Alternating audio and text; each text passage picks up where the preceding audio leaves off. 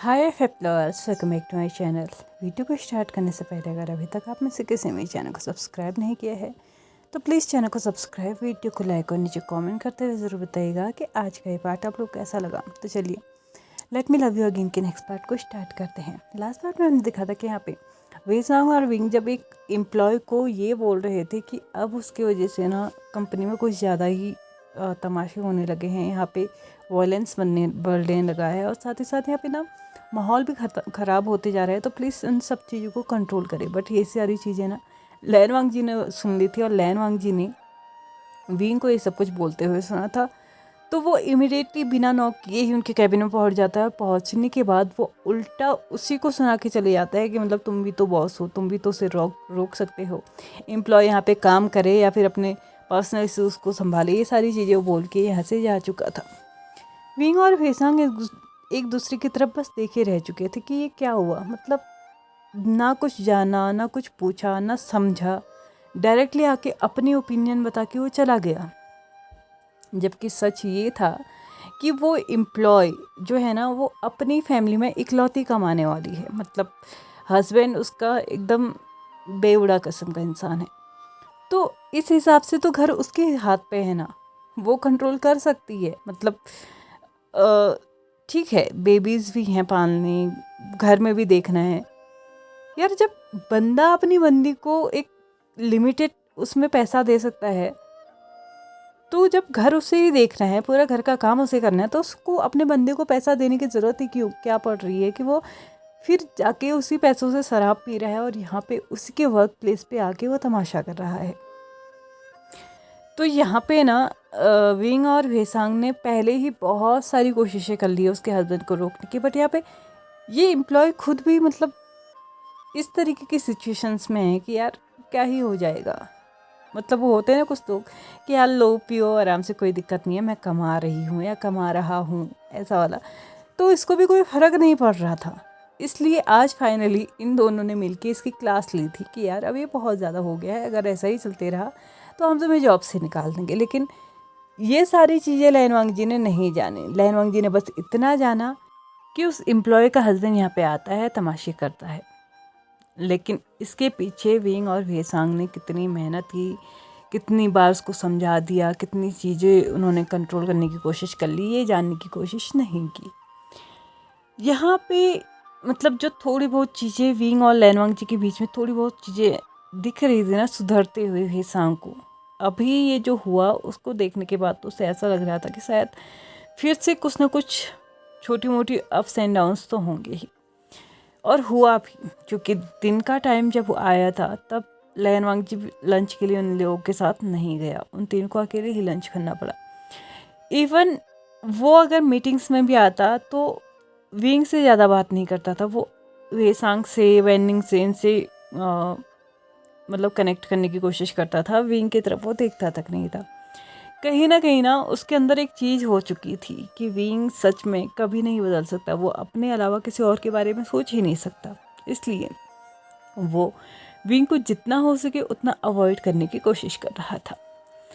दूसरी तरफ aunt you जब घर पहुंची थी ना उस दिन, तो उसने अपने बेटे यानी कि जैन चेंग को बताया था कि लैन वांग जी ने उसके साथ आने से मना कर दिया। और ये जानने के बाद वो और भी ज़्यादा ना वायलेंट होते जा रहा था। मतलब उसका दिमागी ऐसे कहा नहीं जा सकता कि दिमागी संतुलन खराब है, बस वो मतलब एक ऐसा इंसान होता है ना जो डीप डिप्रेशन में जा चुका होता है और उसे एक पर्टिकुलर चीज़ चाहिए होती है।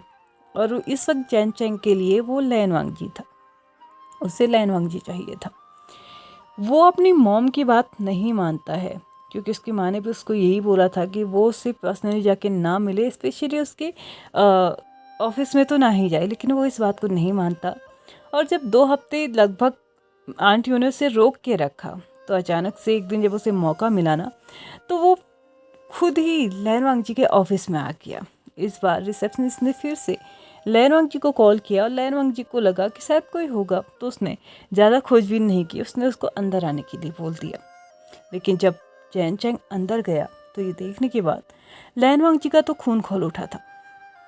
वो अगले ही पल जैन चेंग कुछ बोलता इससे पहले ही वो उसको बोल देता है कि प्लीज़ यहाँ से चले जाओ, मैं तुमसे कोई बात नहीं करना चाहता।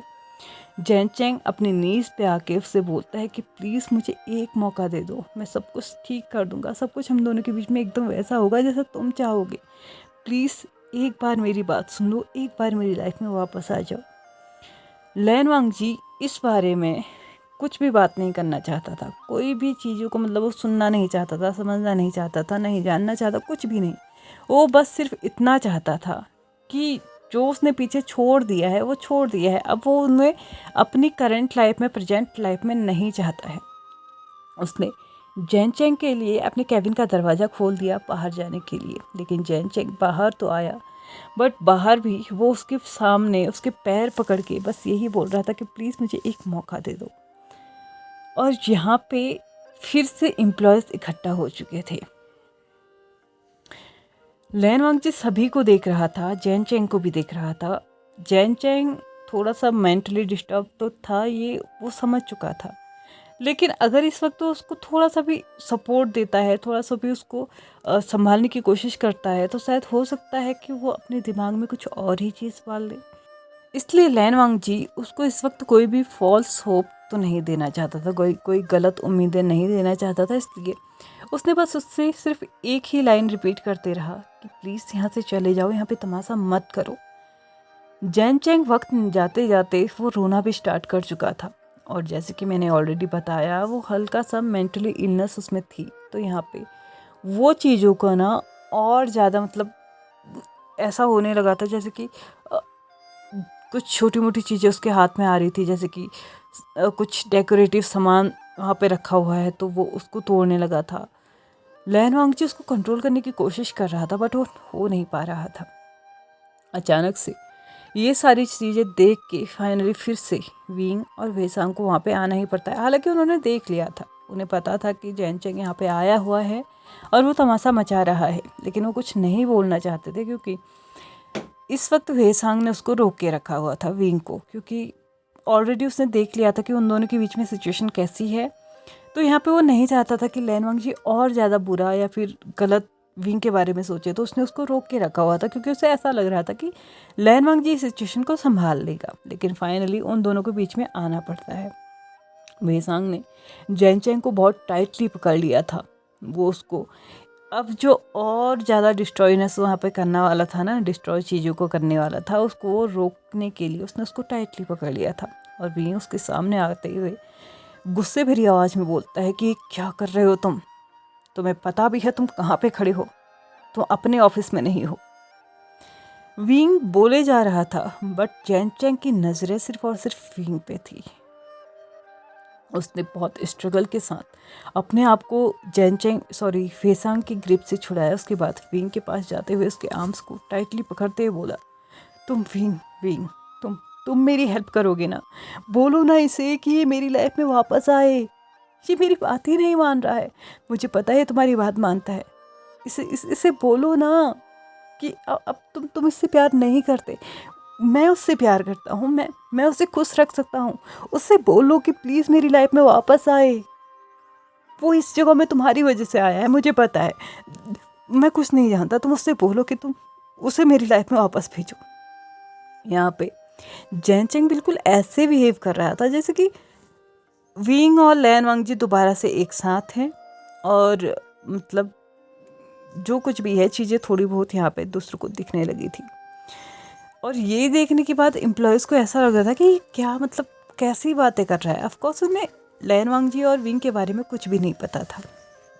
यहाँ पे विंग जैन चेंग को घसीटते हुए मतलब थोड़ा ज़ोर से पकड़ते हुए उसे अपने कैबिन में लेके जाता है, उसे चेयर पे बैठाता है और उसके सामने एक गिलास पानी का रखते हुए बोलता है, पियो इसे।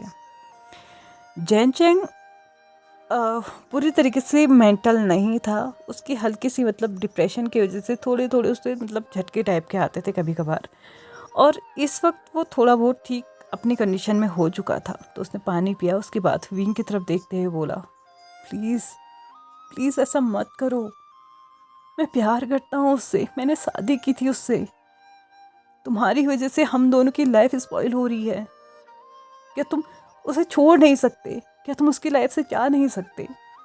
तुम जाके भी नहीं जा रहे हो, प्लीज मत आओ हम दोनों के बीच में।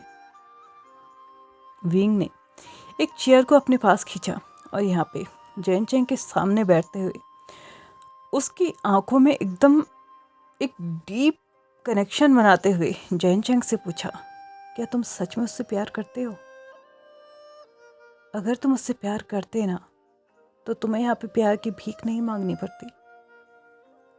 अगर तुम उससे प्यार करते ना तो वो जिस हालत में रहना चाहता है तुम उसे उस कंडीशन में रखते। तुम उसकी कंडीशंस को मानते, ना कि उसकी कंडीशन ऐसी करते। वो तुमसे डिवोर्स ले चुका है, इस बात को क्यों नहीं समझ रहे हो तुम? कहीं ना कहीं वो इस रिश्ते में खुश नहीं था तो उसने डिवोर्स ले लिया। जहाँ तुम इतना सब कुछ जानते हो कि मैं उसका एक्स बॉयफ्रेंड हूँ, तो तुम ये भी जानते हो कि हम दोनों का ब्रेकअप हो चुका था और तुम्हारी शादी के कुछ टाइम पहले ही हुआ था। मतलब कि मैं तो उसकी लाइफ से तभी जा चुका था ना। इन सालों में, इन 2-3 सालों में मैंने उसके साथ कोई कांटेक्ट नहीं रखा, मैंने कभी उससे बात नहीं की। तो तुम ये कैसे कह सकते हो कि मैं तुम दोनों के बीच में आ रहा हूँ? वो तुम हो जिसने इस रिश्ते को बिगाड़ा है, या फिर हो सकता है लैन वांगची है, मैं नहीं जानता। तुम दोनों के बीच में क्या हुआ, क्यों हुआ, ये मैं नहीं जानता और ऑनेस्टली मैं जानना भी नहीं चाहता। मैं बस एक चीज़ चाहता हूँ कि मेरे ऑफिस में तुम लोगों के और तमाशे ना हो। प्लीज़ दोबारा ना तुम यहाँ पे आना, ना अपनी मॉम को भेजना, ना ही अपनी फैमिली के किसी मेंबर को भेजना, या फिर लैन वांगची के लिए पर्सनली यहाँ पे तुम्हारे एंड से कोई भी मैसेजेस, कोई भी कुछ भी नहीं आना चाहिए इस कंपनी के अंदर। इसके बाहर तुम उसके साथ क्या करते हो, आई मीन कि तुम उसके साथ कैसे बात करते हो, फिजिकली हर्ट, मेंटली टॉर्चर तुम उसको तब भी नहीं कर सकते जब तक वो मेरा एम्प्लॉय है। तुम अपनी बात तब सेटल कर सकते हो, लेकिन यहाँ पे नहीं। और प्लीज़ मेरे और लैन वांगची के पास्ट को किसी और के सामने लेके आने की ज़रूरत नहीं है। जो पास्ट था वो पास्ट था, उसे प्रेजेंट में लेके आके किसी और की लाइफ को इफेक्ट मत करो। हो सकता है कि तुम लैन वांगची को तो पालो, हो सकता है कि वो तुम्हारी बात मान भी ले, तुम्हारे साथ वापस आ भी जाए, लेकिन क्या कभी तुमने उसकी इज्जत के बारे में सोचा है? उसने जैन चैंग के चेयर को हल्का सा टर्न किया और बाहर की तरफ घुमाया और उसके बाद बोला, देखो देखो बाहर सभी लोग, ऑलमोस्ट 60+ लोग हैं ये लोग, और ये लोग इस वक्त कुछ यहाँ इस कैबिन के अंदर देख रहे हैं तो कुछ उस कैबिन के अंदर। क्यों? सिर्फ तुम्हारी वजह से। तुमने कभी सोचा है, ये एक इंसान भी बाहर जाके 2 लोगों को भी ये चीज़ बताता है तो क्या होगा? तुमने कभी नहीं सोचा। तुम्हें कभी ये जानने की कोशिश ही नहीं की कि तुम्हारी और तुम्हारी मॉम की वजह से उसने कितना सफ़र किया होगा।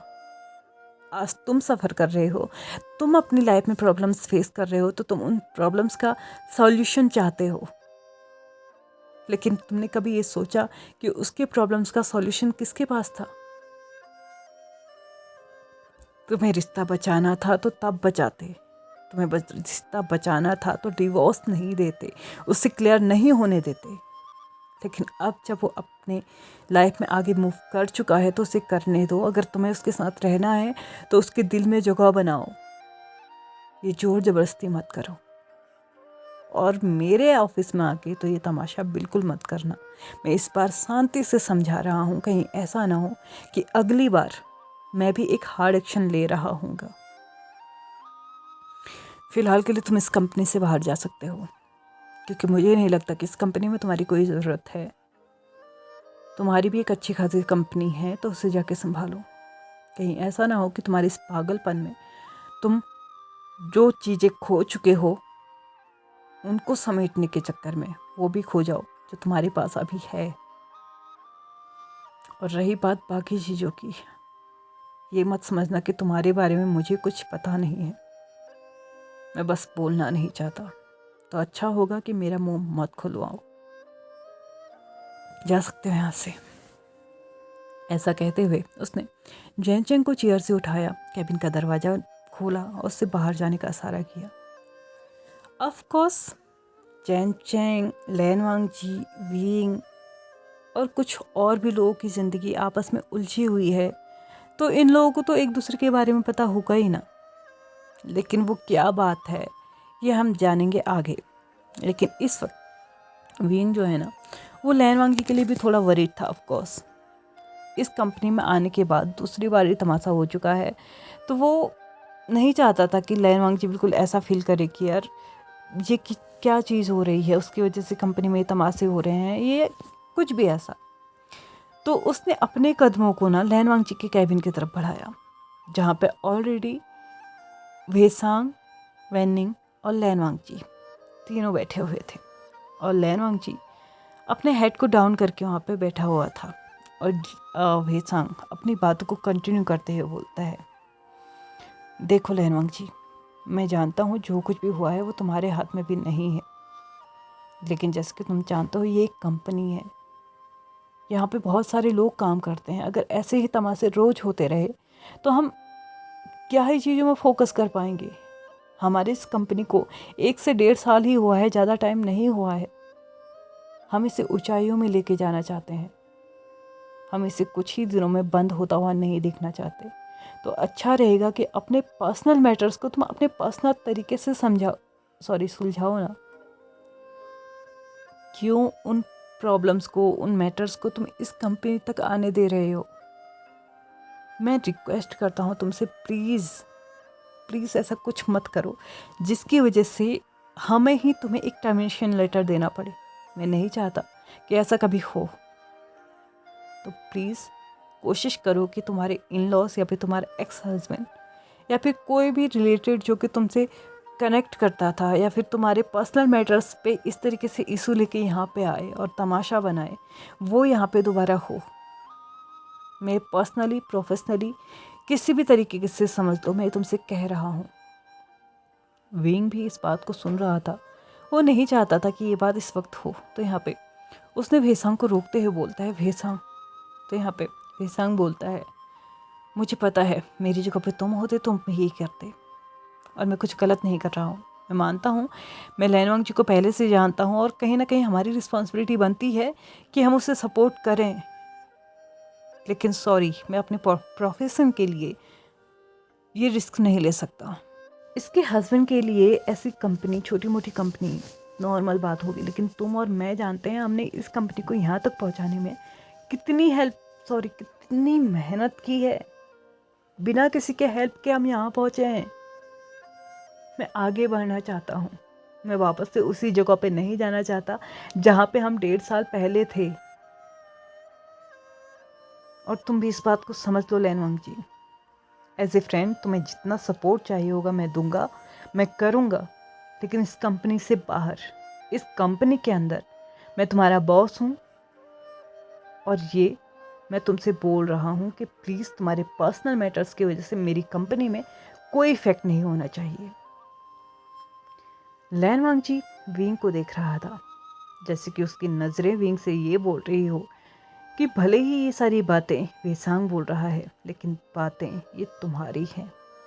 उसे ये लग रहा था कि शायद ये सारी बातें ना वेसांग के दिमाग में या फिर वेसांग की जुबान में विंग ने ही डाली हैं। और वो विंग की तरफ देखते हुए बोलता है, अगर तुम्हें ये सारी बात करनी थी तो तुम्हें मेरे साथ डायरेक्टली आना चाहिए था। और हाँ, मुझे भी शौक नहीं है मेरी पर्सनल मैटर्स को ऐसे जग जाहिर करने का। कोशिश करूँगा कि नेक्स्ट टाइम ना हो। आई एम सॉरी, ये सेकंड टाइम है। आई विल ट्राई कि थर्ड टाइम ना हो, और अगर ऐसा हुआ तो मैं खुद अपना रिजाइन दे दूँगा। आप लोगों को मुझे टर्मिनेट करने की ज़रूरत नहीं पड़ेगी। लैन वांगजी ने ये बोलते हुए उन लोगों को एक्सक्यूज़ किया कि उसे अपना काम देखना है। तो वो उस रूम में चले गया जहाँ पे बाकी IT डिपार्टमेंट के एम्प्लॉयज़ थे। लैन वांगजी के जाते ही विंग वेसांग से बोलता है कि ये क्या बकवास थी। अभी अभी इस सब कुछ होने के बाद तुम डायरेक्टली उससे ऐसे बात कैसे कर सकते हो। तो यहाँ पे वेसांग बोलता है, मुझे कोई फ़र्क नहीं पड़ता, मेरी कंपनी अगर रिस्क में आएगी तो मैं कुछ भी करूँगा। ऐसा कहते हुए वो वहाँ से बाहर जाने लगता है। और वेसांग जाते हुए सुनता है कि विंग उसके पीछे से उसकी आवाज़, मतलब उससे आवाज़ लगा रहा था कि तुम ऐसा नहीं कर सकते, ये तुम्हारी गलती है, तुम्हें माफ़ी मांगनी होगी। और वो जाते जाते ना हल्का सा मुस्कुराते हुए जाता है और बोलता है, मुझे पता था तुम ये ज़रूर करोगे, और मुझे यकीन है कि तुम उससे भी ये ज़रूर कहोगे कि ये सब कुछ तुमने नहीं किया है। चलो इसी बहाने थोड़ी बात तो होगी तुम दोनों की। कंपनी का क्या है, आज नहीं तो कल हो ही जाएगी ठीक। वो हंसते हुए आगे बढ़ते जाता है, लेकिन ये सारी चीज़ें ना वो किसी को दिखाता नहीं है।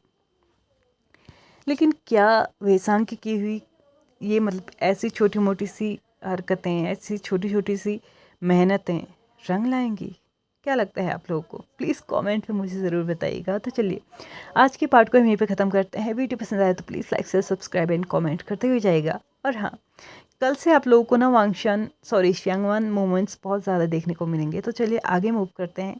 Thank you so much for watching my videos and bye bye.